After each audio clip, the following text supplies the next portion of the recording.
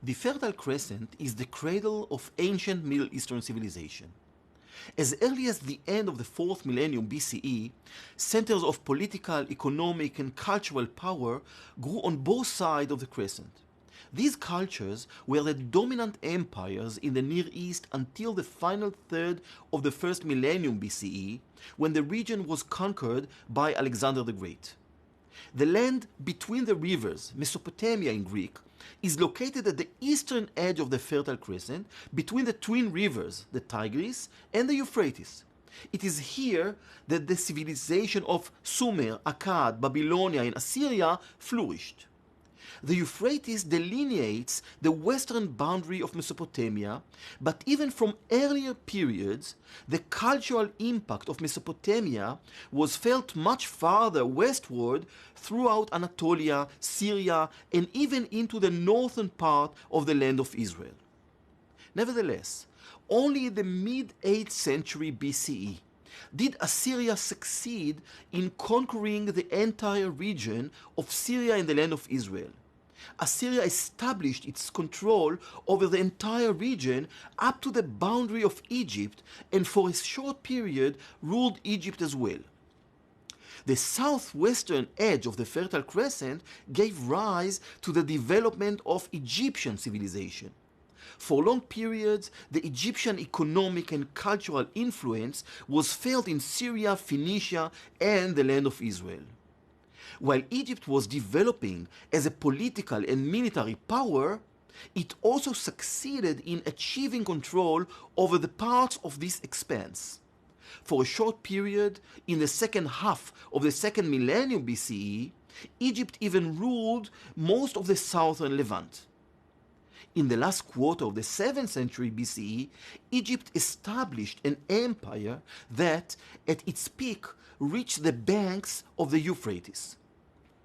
Between the two major centers of wealth and culture, at both sides of the Fertile Crescent, lay a vast region that included Syria, Phoenicia, and the land of Israel. This region had immense importance for the empires surrounding it. In addition to the potential for exploitation of the natural resources and maintenance of maritime and overland commerce, the empires could use the region as a defense zone or starting point for future attacks against the opposing empire. It should be emphasized that in no period until the Assyrian conquest in the 8th century BCE did the kingdoms of Syria and the land of Israel belong to a single geopolitical unit.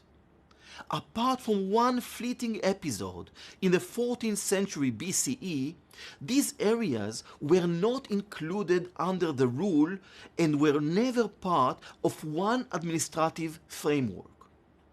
It was only after the Assyrian conquest that the entire region between the Euphrates and the border of Egypt was united into one political and territorial unit known as Eber Nari. In Akkadian, the area beyond the river, beyond the Euphrates.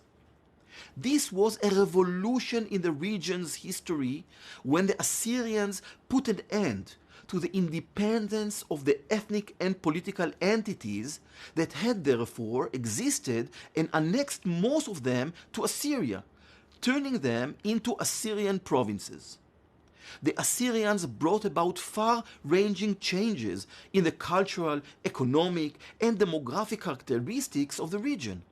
They established Assyrian control all over the region and determined its fate for generations to come. This situation continued to exist with only minor modifications during the following centuries under the rule of the Egyptian Empire, Babylonian Empire, and Persian Empire, when all of the area west of the Euphrates was included in the 5th satrapy, which was known as Eber Nari, the area across the river. It is against this background that one must understand the appearance of the Hebrew term Ever Hanahar, in Aramaic Ever Nahara, in various biblical sources, particularly in the historiographic sources from the Persian period, but also once in a reference to the days of King Solomon. This geopolitical reality, created in the 8th century BCE, is also what lies at the basis of the description of boundaries in the stories of the patriarchs, like, for example, in the divine promise to Abraham in Genesis 15. In contrast to this vast area, there was a more limited area that included southern Syria and the land of Israel, referred to in various documents from the 2nd millennium BCE as Canaan. This area also corresponds to the land of Canaan with its borders described in the book of Numbers in the Bible and with minor changes also in the book of Ezekiel.